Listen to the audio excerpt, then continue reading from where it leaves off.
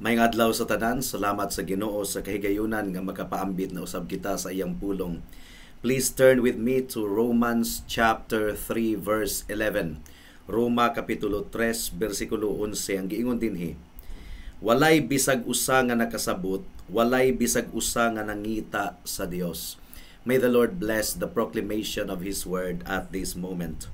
Now, sugod sa verse 9 as a review mga kaigsuunan, gipamatud-an ni Apostle Paul ang importante kaayong kamatuoran mahitungod sa tanang katawhan sa tibuok kalibutan. Ang tanan nakasala, mahudiyo man o mahintil, tanan makasasala, walay bintaha sa duha ka grupo. Ang tanan ilalom sa sala. Ang giingon sa verse 9 and verse 10, unya unsa man, mas maayo ba kita kaysa kanila? Dili gayod, tungod kay amo nang napamatud-an nga ang susamang mga Hudiyo ug mga Griego tanan na ilalom sa sala, sumala sa nahasulat, walay mataro nga tawo, wala bisag usa. Now ang problema sa kasagara nga mga tawo is that wa gyud nila ma-realize ang ilang pagkadautan ug pagkamakasasala at tubangan sa Ginoo. Yes, ilang angkunon nga masipiyat sila at times, pero wa gyud nila masabti kung unsa ka seryoso ang ilang kahimtang at tubangan sa Dios. Ang sala mga kaigsuunan nagpausab gayud sa dagan sa kinaiyahan sa tawo. Sukad niadtong nahulog si Adan ug si Eva sa sala dito sa Garden of Eden. Ang nahitabo sa tanang mga kaliwat ni Adan nahimong spiritually corrupt, nahimong dunot. And ang tawag niini sa theology, depravity, total depravity. Sumala sa atong gipasabot ni adtong miaging mga simana. And in fact, ang atong depravity mga kaigsuunan nakaapiktar gayod sa kinatibuk-an sa atong pagkatawo, lawas, kalag, hunahuna, pagbati, kabubuton, tanang bahin sa atong pagkatawo. Gipagkatawo kita nga adunay sinful nature. Adunay kinaiyahan nga magpakasala gayod ug ang mga tawo nagpanglihok consistently sa ilang pagkamakasasala. Ug sa sulat ni Apostle Paul ngadto sa mga taga Corinto, ang tawag niya niini the natural man. For example, 1 Corinthians chapter 2 verse 14. Ang giingon dinhi, apan ang natural nga tawo dili makadawat sa mga butang nga iya sa espiritu sa Dios, tungod kay binuang kining tanan alang kaniya, ug dili siya makasabot niini tungod kay masabtan lamang kini pinaagi sa espiritu.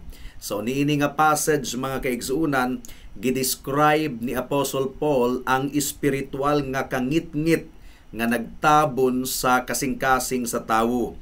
Tinuod gayon ang giingon sa Romans chapter 3 verse 10 to 12. Sumala sa nahasulat, walay mataro nga tawo, wala bisag usa, walay nakasabot, walay nangita sa Dios. Silang tanan mitipas, kauban silang nahimong dunot, walay nagbuhat og matarong, wala gani bisag usa. Now niadtong miaging simana mga kaigsuunan, gi-introduce nato kining subject nga we are all under sin. Kitang tanan nahailalom sa sala. Kitang tanan ulipon sa sala. Ang giingon sa Biblia, there is none righteous, no, not even one. So sa atong pagpamalandong ni ining takna, atong tun-an ang problema sa sala sa mas detalyado pagayon nga pamaagi. And I want to direct your attention sa verse 11 nga nagaingon, walay nakasabot, walay nangita sa Dios. So adunay duha ka bahin ang atong pamalandong niining taknaa. Una, there is no one who has spiritual understanding. Wala gayoy bisag usa nga adunay spiritual nga pagsabot. Ikaduha, there is no one who is seeking God. Ug hinaot nga tabangan kita sa Ginoo sa atong pamalandong niining taknaa. Magampo una kita atong pangayoon ang tabang sa Dios. Let's pray.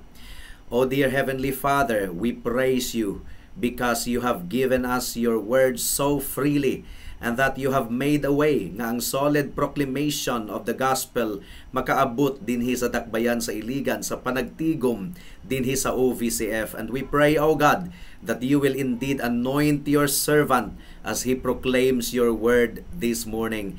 And hinaot Ginoo nga, or this afternoon, hinaot nga mudangat kini sa kaluwasan sa mga wala pa kang Kristo ug sa paglig-on sa among pagtuo. In Jesus' name we pray. Amen and amen. Now, mudangat na kita sa unang punto. There is no one who has spiritual understanding. Wala gayoy bisag usa nga tawo nga natural nga gipakatawo niining kalibutana nga adunay espirituhanon nga pagsabot. Wala gayoy nakabaton og spiritual understanding. Wala gayoy nakaila sa Ginoo, walay nakasabot sa mga butang sa espiritu sa Dios. Gumikan kay ang mga iya sa Ginoo masabtan lamang sa level nga espiritual. Tungod kay ang Dios spiritual being, dili siya makita, dili siya masudong sa atong mga mata, dili siya mahikap. God is a spirit and He is high and lifted up. Ug nagpuyo ang Ginoo sa dili masukod nga pagkabalaan. Kita makasasala, mga kaigsunan, physical kita. Busa kung dili ipadayag sa Ginoo ang iyang kaugalingon kanato, di gayud nato siya mailhan, dili nato siya masabtan. Ang giingon sa John chapter 4 verse 24, ang Dios Espiritu, ug sila nga magsimba kaniya kinahanglang magsimba kaniya sa espiritu ug sa kamatuoran. Now, ang nahitabo, mga kaigsunan, niadtong nakasala si Adan, nawala na ang iyang katakos ug abilidad nga moduol sa Ginoo. Nawala na ang iyang abilidad nga masabtan ang Dios. Nahimulag na siya sa Dios. Ug kita nga mga kaliwat ni Abraham, napanunod nato kini nga kinaiyahan. Gipakatawo kita nga buhi physically, pero ang atong kalag patay, mga kaigsunan. And this means, wala kitay katakos, wala kitay abilidad nga mailhan nato ang Dios ug madayig nato ang Dios. Ug samara nga ang pisikal nga kamatayon, ang kamatayon sa atong lawas, mao kanay nakapaputol ug nakapahunong sa tanang mga function nato pagpanglihok on a physical level. And because we are spiritually dead, imposible gayod nga maka-function kita, makapangliho kita sa spiritual level, sa spiritual nga bahin. Ug diha sa atong sala, mga kaigsunan, wala kitay abilidad nga moduol sa Ginoo sa insakto nga pamaagi. Wa gani gyud ta kahibalo kung unsaon nato kini pagbuhat, gumikan kay wa nato mailhi ang Ginoo, ang mga spiritual things, mga kaigsunan. Binuang kini alang sa mga katawhan.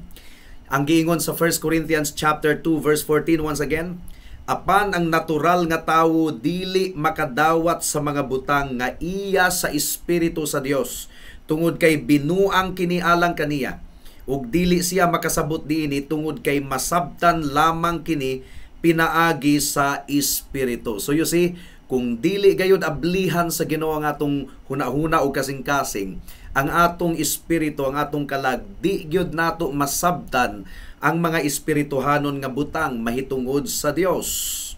Now, posible nga adunay religious commitments ang mga tawo. Posible nga aduna pud sila'y relihiyon, but in reality, they are not able to serve God, sumala sa gidikta gayod sa pulong sa Ginoo. Wala gayoy abilidad ang mga tao sa pagbuhat niini. Wala gayoy katakos ang mga tao sa pagbuhat niini. Now, ang pagpangalagad sa Ginoo, mga kaigsunan, nagmando kini nga kinahanglan ihatag nato ang absolute commitment, 100% commitment. Pero ang mga tao wa gayud makasabot niini, gumikan kay wa niya mailhi ang Dios. Kining kanunayng simba, kining kanunayng ampo, kanunayng pasidungog sa Ginoo, di gyud na niya masabtan.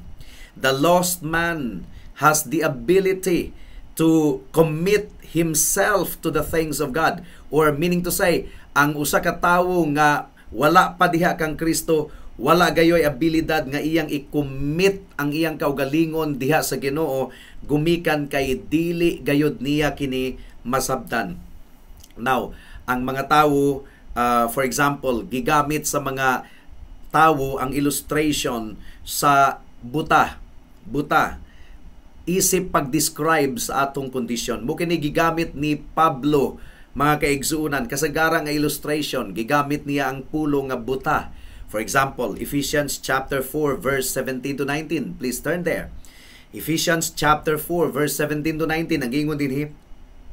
Mao nga gisulti ko kini ug gipamatud-an diha sa Ginoo nga dili na kamo angay nga maglakaw sama sa paglakaw sa mga hintil, diha sa pagkawalay hinungdan sa ilang mga hunahuna, sanglit nangitngitan man ang ilang panabot ug nga walay labot sa kinabuhi sa Dios tungod sa pagkaignorante nga naa kanila, tungod sa pagkagahi sa ilang kasing-kasing ug sila nga nahimong kublan mitugyan sa ilang kaugalingon ngadto sa ngilad nga binuhatan alang sa pagbansay sa tanang matang sa kahugaw uban ang kahakog. So you see, spiritual blindness, spiritual hardness, mga kaigsunan. Ang kahayag sa pulong sa Ginoo libre nila nga nadawat, kining atong pagpangwali libre kini nga nadawat sa mga katawhan. We have our radio broadcasts, we have our Facebook and YouTube podcasts, mga kaigsunan, we have our online preaching and online sermon, and even literature, mga kaigsunan. For example, ang Herald of Grace literature, libre kini nga atong gibuhat international ministry. Pero ang mga tawo, majority, dili gayud nila masabtan kining tanan. Kay nga naman, gumikan kay ang giingon sa Biblia, mga buta ang mga tawo nga wala pa diha kang Kristo. John chapter 1 verse 4 to 5, gipasabot kini ni Apostle John. Ang giingon dinhi, diha kaniya ang kinabuhi ug ang kinabuhi mao ang kahayag sa katawhan, ug ang kahayag nagsidlak sa kangitngit, ug ang kangitngit wala makatugkad niini. Wala makatugkad niini kay buta man, mga kaigsunan. Ang mga tawo nga wala pa diha kang Kristo, wala gayoy spiritual intelligence, wala sila'y spiritual nga panabot, wala sila'y spiritual insight, wala sila'y spiritual wisdom. Mo kini gipasabot nato sa Psalm chapter 111 verse 10. Salmo kapitulo 111 bersikulo 10 ang giingon dinhi, ang pagkahadlok sa Ginoo ang sinugdanan sa kaalam. Ang tanang nagsunod sa iyang mga sugo adunay maayong panabot. Ang iyang pagdayig magpabilin hangtod sa kahangturan. Pero kung ang kasing-kasing wala gayud gibag-o sa Ginoo, magpabilin ka ng buta, magpabiling spiritually blind ang mga katawhan. Ug magkadaghan ang atong sala, mga kaigsunan, magkangit-ngit ug magkangit-ngit ang atong pagkabuta. Kung ang atong sala magkadaghan, ang problema nagkadaghan ang atong sala sa paglabay sa mga katuigan. Nakita nato kini sa sala ni Faraon. The more nga nagpabilin si Faraon nga hari sa Ehipto, diha sa iyang sala, nagkagahi ug nagkagahi ang iyang kasing-kasing, so that he even sinned all the more, mga kaigsunan. Ang giingon sa Exodus chapter 9 verse 34. Please turn there. Exodus kapitulo 9 bersikulo 34 ang giingon dinhi. Apan sa dihang nakita sa Faraon nga ang ulan, ang yelo nga ulan ug ang mga dalugdog mihunong, nagpakasala na usab siya ug nagpagahi sa iyang kasing-kasing, apil pod ang iyang mga sulugoon. Ug gipadayag sa Biblia kanato, mga kaigsunan, nga tungod kay si Paraon or ang Paraon misamot or nagpagahi sa iyang kasing-kasing, ang Ginoo as a form of judicial abandonment. Ato na kining gihisgutan sa daghang higayon. The more nga nagpagahi ang Paraon sa iyang kasing-kasing, gipagahi na hinuon og samot kini sa Ginoo as a form of judicial abandonment. Ang giingon dinhi sa Exodus chapter 10 verse 1. Ang giingon dinhi, ug miingon ang Ginoo kang Moises, adto ngadto sa Faraon, tungod kay gipagahi ko ang iyang kasing-kasing ug ang kasing-kasing sa iyang mga sulugoon, aron akong mapakita kining mga ilahanan sa iyang atubangan. So you see, sa pagpadayon sa mga katawhan sa ilang sala, ang ilang konsensya magkagahi ug magkagahi, ug ang ilang pagkabuta magkangit-ngit ug magkangit-ngit ug samot, ug ang ilang panabot mabutaan ug samot, mga kaigsunan. And the more we sin, the more nga dili gayud nato masabtan ang mga butang nga iya sa espiritu, and the more we sin, magkagahi ug magkagahi hinuon ang atong kasing-kasing. And gumikan sa atong espirituhanon nga pagkabuta or espirituhanon nga kangit-ngit nga ang mga tawo, ang mga katawhan in general, maglagot gayud sila sa mga butang nga iya sa Ginoo. Sa mga Bible study, sa mga pagwali sa pulong sa Ginoo, maglagot, mag-init ang ilang hunahuna ug ang ilang pagbati. Gumikan kay tinuod gayud kining giingon sa Romans chapter 3 verse 11 sa atong teksto, kay walay bisag usa nga nakasabot, walay bisag usa nga nangita sa Dios. And that is why ang mga tawo dili gayud ganahan nga ang topic pang Ginoo, mga kaigsuonan. Espirituhanon nga isyu mahitungod sa pagkabalaan ug sala. Gadumot sila ni Kristo actually. Sumhan sila, laayon kaayo sila diha sa mga pagsimba, ug dili gayud sila ganahan sa pagwali sa pulong sa Ginoo. Dili sila interesado sa pagkabalaan. Now, kinahanglan nga i-examine nato, susihon nato ang atong kasing-kasing. Aduna kabay espirituhanon nga pagsabot higala.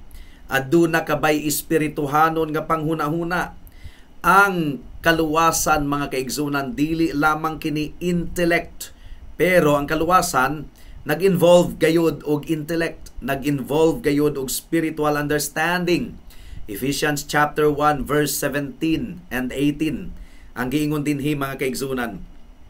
Aron ang Dios sa atong Ginoong Hesukristo, ang amahan sa kahimayaan, maghatag kaninyo og espirituhanon or maghatag kaninyo og espiritu sa kahibalo ug sa pagpadayag sa usa ka hingpit nga pagkaila kaniya.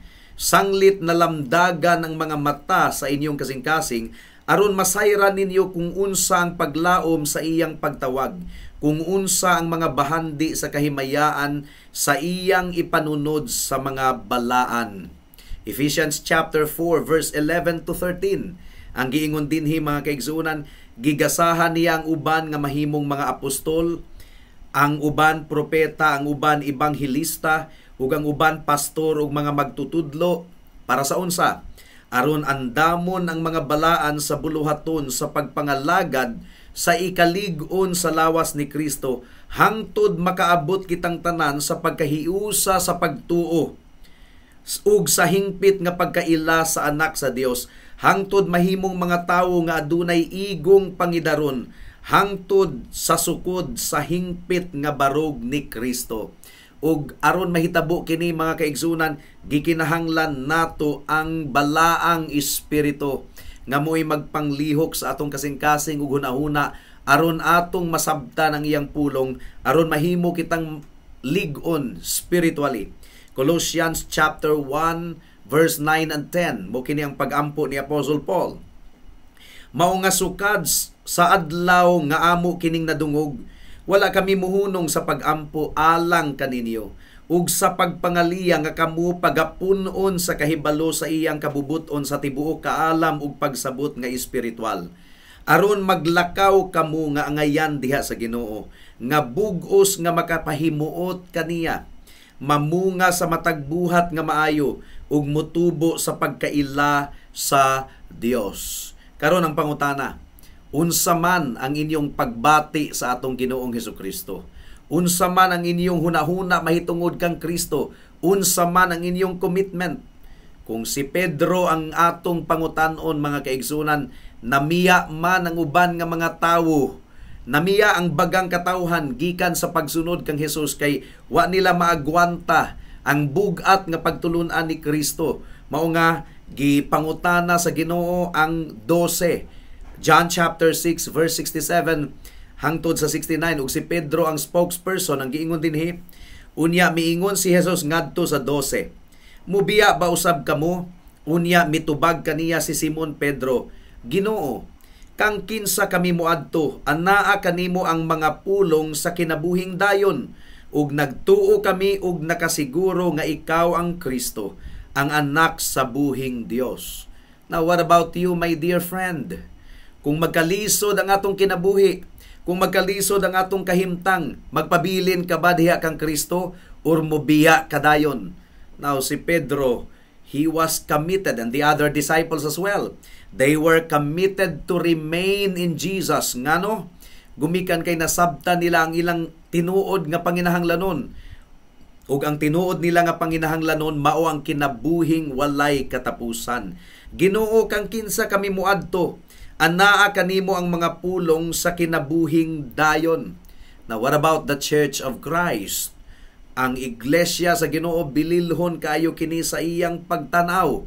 Gumikan kay iya kining gipalit sa iyang hamili nga dugo mismo, iyang gilukat. Now, what about you, higala? Interesado ka ba sa paglambo sa iglesia sa atong Ginoong Hesukristo? Interesado ka ba sa kauswagan sa iglesia sa atong Ginoong Hesukristo? What about worship?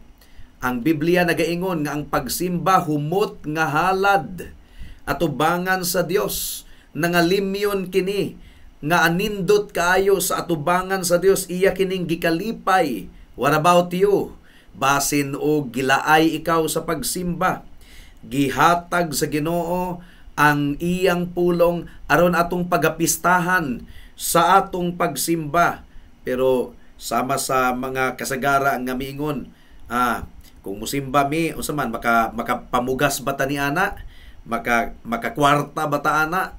So, ang ilang pagtan-aw sa simbahan, convenience store or bangko, mga kaigsunan. Pero ang pagsimba sa atong buhi nga Dios, bililhon kayo kini sa iyang atubangan. Atong paminawon si John MacArthur, ang iyang giingon, wala nato gisukod ang pagsimba sa basihan sa kung unsa ang gibuhat niini alang kanato or unsa ang mahatag niini alang kanato. Nga nangutana og mga pangutana nga ingon niini, makatagbo ba kini sa akong mga panginahanglan? Makahatag ba kini kanako og nindot nga pamati? Makapadasig ba kini kanako? Makahatag ba kini kanako og panalangin? Now, worship is not all about us. Dili kini mahitungod kanato, mga kaigsunan.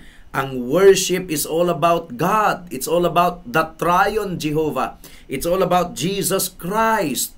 Ang pagsimba alang kini sa paghimaya sa atong buhi nga Dios, dili kini sa kung unsa ang atong makuha, mga kaigsunan. When we gather to worship, God is the object. Jesus Christ is the object. Ug ang atong tumong mao ang paghatag kaniya og himaya.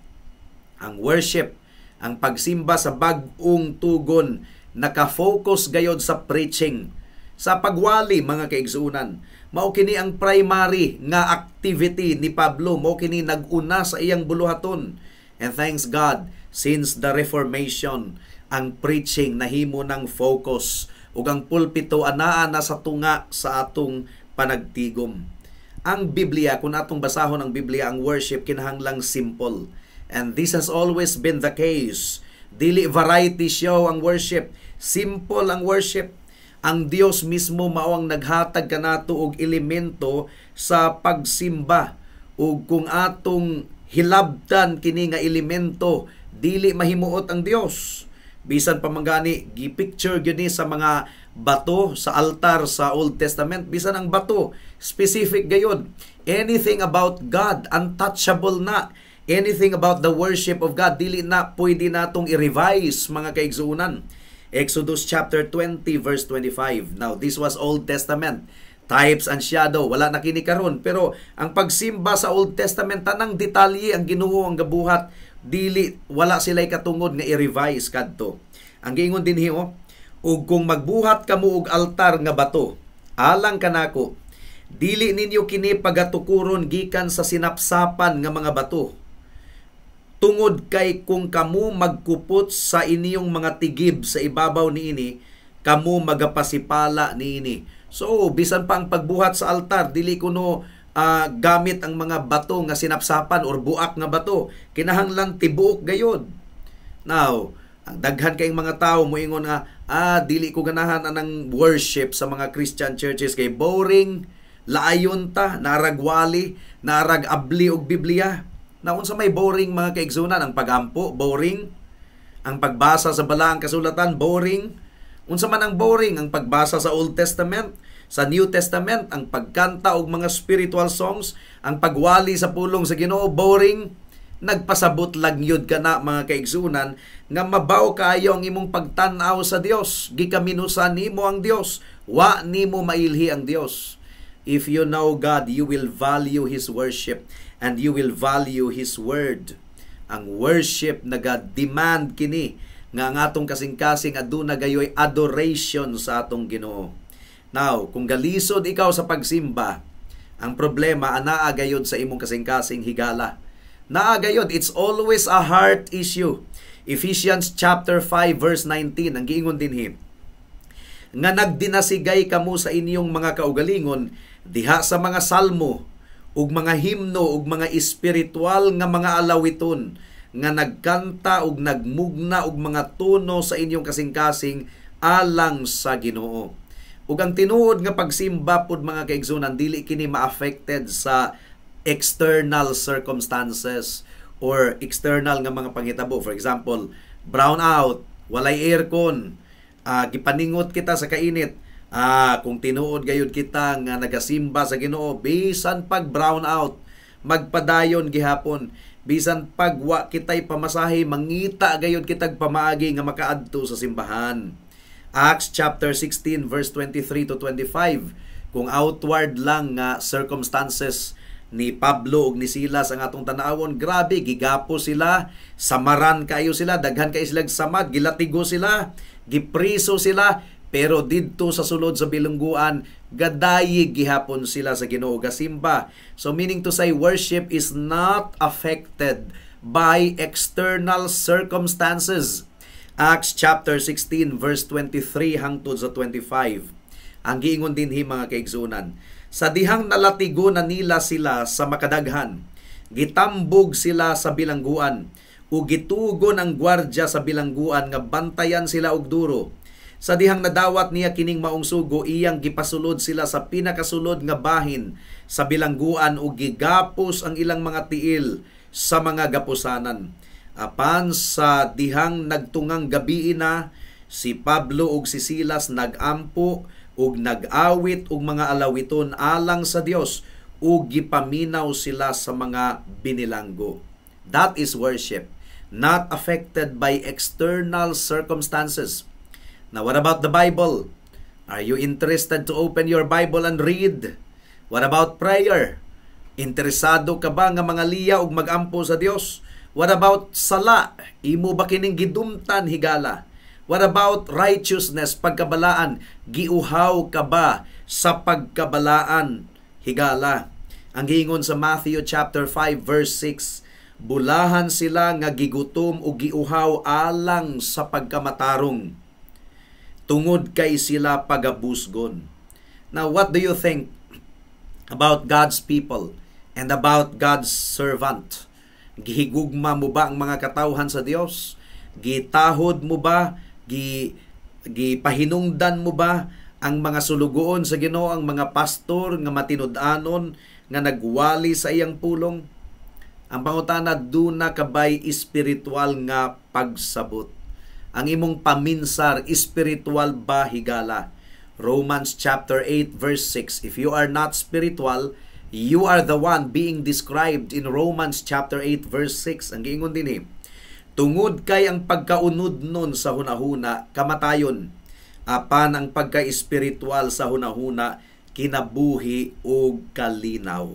Mukadto ang unang punto mga kaigsunan, walay nakasabot, walay bisag usa nga adunay espiritual nga pagsabot, gawas kun ablihan sa Ginoo ang iyang kasing-kasing ug hunahuna. Ikaduhang punto, sumala sa atong teksto, walay bisag usa nga nangita sa Dios. There is no one who is seeking God. Ang giingon sa Romans chapter 3 verse 10 to 12, sumala sa nahasulat, walay matarong nga tawo, wala bisag usa. Walay nakasabot, walay nangita sa Dios. Take note of that. Walay nangita sa Dios. Silang tanan mitipas, pulo sila nahimong dunot, walay nagbuhat og maayo, wala bisag usa. Gikutlo ni Pablo kini actually sa Psalm chapter 14 verse 2 to 3. Ang giingon dinhi, midungaw ang Ginoo gikan sa langit ngadto sa mga anak sa mga tawo, aron sutaon kung aduna bay mga nakasabot og nangita sa Dios.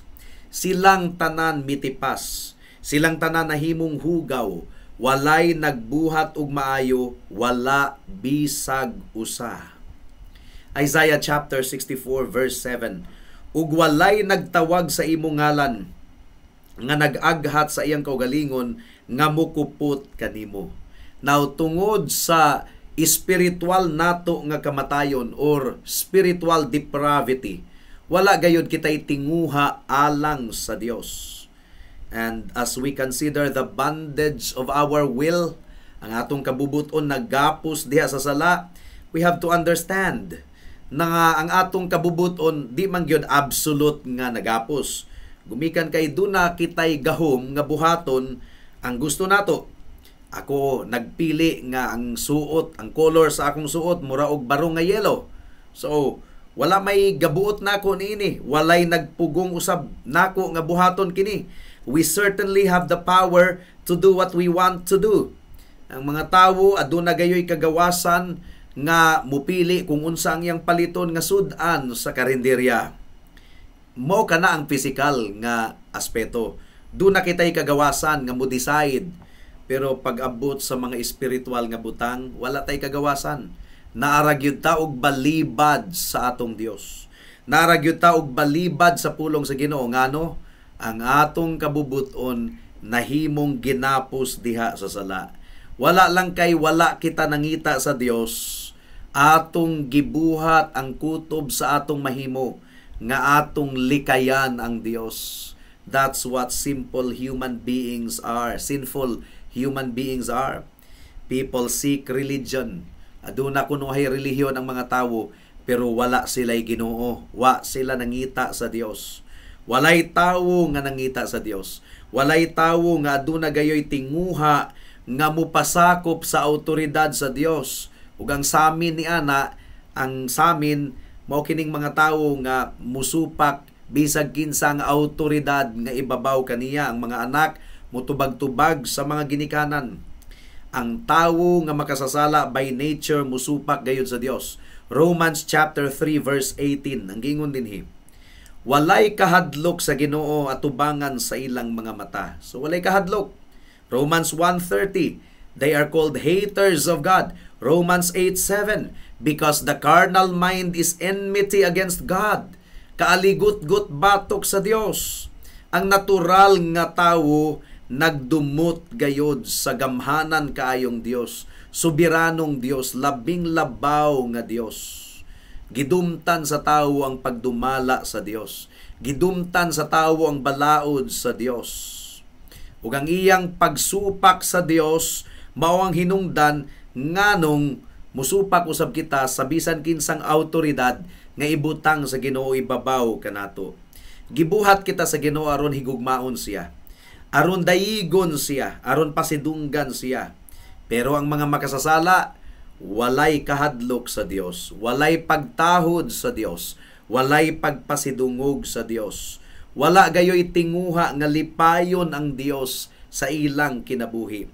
And in addition, nga wala gayon nato pangitaa ang Dios, abi nato kita ramo igalikay sa Dios as a form of judicial abandonment once again. Gitago usab sa Ginoo ang iyang dagway gikan kanato. Mao kini giingon sa Romans chapter 1 verse 28.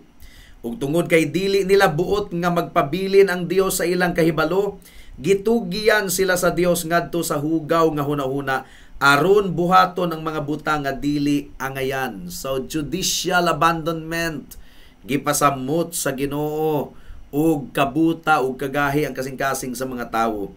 Isaiah 64 verse 7 ang giingon dinhi, Walay bisag usa nga nagtawag sa imong ngalan, nga nag-aghat sa iyang kaugalingon nga mukupot kanimo, tungod kay imong gitago ang imong dagway gikan kanamo, o gitugyan mo kami sa gahom sa among mga daotang binuhatan. So this is judicial abandonment once again, mga kaigsunan. Ang tawo, dili gayon nila makaplagan ng Dios. Now, dependent lamang kita kung ipadayag sa Ginoo ang iyang kaugalingon nga rika nato. And thanks be to God, dunay grasya sa pagpangwali sa pulong sa Ginoo. Iyang gihatag kanato ang iyang pulong, iyang gipadayag ang iyang kaugalingon nga rika nato. Ang pangutana, nangita ka ba sa Dios? Mao ba kini ang gigukod sa imong kinabuhi, to seek after God? Kung sa may pasabot niini nga ikaw mugahin gayon o higayon nga imong tun-an ang Dios, imong ablihon ang Biblia, ug paminaw nimo ang pagmantala sa pulong sa Ginoo. Kung nahinumduman ninyo ang message nato some 2 weeks ago sa atong relasyon sa Dios, ang focus anaa gayod sa Dios, anaa kaniya. We investigate Him through His Word. We want to know more about Him. Buot nato nga atong hunahuna mapuno og mga butang nga iya sa Dios. Kumusta ang imong relasyon sa Ginoo? Higala. Ang Ginoo makaplagan nato pinaagi sa iyang pulong. Pagbasa sa Biblia, pamalandong pagtuon, and even memorization, mga kaigsunan. And we hear this over and over. But are we doing it? Do we really believe it? Ang relationships, kinahanglan gayod nga i-exercise na. Ang bana o asawa, kinahanglan gayod nga maningkamot, nga mahimo silang suod sa usag-usa. Now, that means kinahanglan mugahin sila og oras alang sa usag-usa. How much time did you spend in the Word of God this week? How much time? Nag-abli ka ba sa pulong sa Ginoo niining simanaha? Unsa pa, makaplagan nato ang Dios pinaagi sa pag-ampo. Ang pag-ampo, this is also hard work, and sometimes prayer is agonizing. What about the things of your life? Imo ba kining gipuno sa mga butang nga gikahimutan sa Dios, or naara og mga butang nga gidumtan sa Dios? What about your mind? Unsa may atong isulod kanunay sa atong una-una?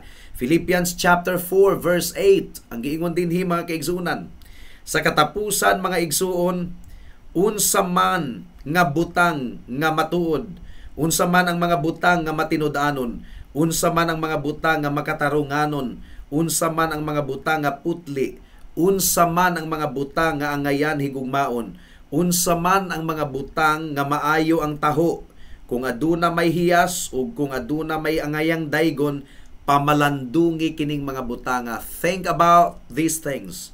Meditate upon these things. The things, unsa man ang mga butang nga gitugot nimo nga makasulod sa imong kalag, sa imong hunahuna. 1 Timothy chapter 6 verse 10 to 11. Unsa man, entertainment nga kalibutanon or mga balaan nga mga butang iya sa Ginoo. 1 Timothy chapter 6 verse 10 to 11 ang giingon dinhi, tungod kay ang paghigugma sa kwarta mao ang ugat sa tanang dautan, nga sa pagtinguha niini sa pipila, mibiya sila sa pagtuo ug gidunggab nila ang ilang mga kaugalingon og daghang kasakit. Apan ikaw, o tawo sa Dios, dagani palayo kining mga butanga, ug gukda ang pagkamatarong pagka-Dios nun, pagtuo, gugma, pailob ug pagka mapainobsanon. Now, by nature, kung pasagdahan kita sa Dios sa atong kaugalingon, wala gayoy tawo nga dunay espiritual nga panabot ug walay tawo nga nangita sa Dios. And this is why we so desperately need God to come to our rescue. Kinahanglan gayod nga i-rescue kita sa Dios.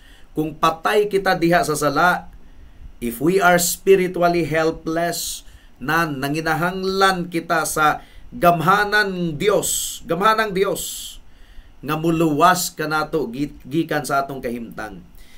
As long as ang hunahuna sa tawo okay sila, dili gayud sila mangita sa Dios. As long as naghunahuna ang tawo nga makaduol sila sa Ginoo bisag kanus-an nila gusto, they will not see how desperate their situation truly is. Kung wa nimo mailhi si Kristo, dagan padulong kaniya.